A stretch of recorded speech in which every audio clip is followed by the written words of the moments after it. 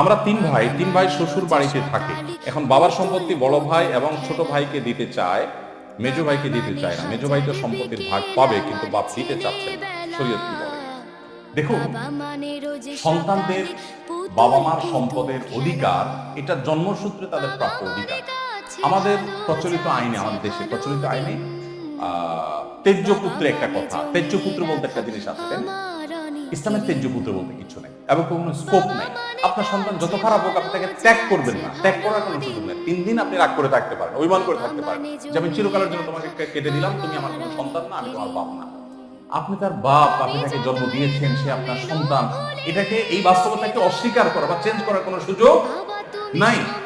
আজকাল এই সমস্ত কথার প্রবক্তা যারা, এরা আজকাল ট্রান্সজেন্ডার নামে একটা বিষ মানব সমাজে, আমি শুধু মুসলিম বলবো না, মানব সমাজে ঢোকাবার চেষ্টা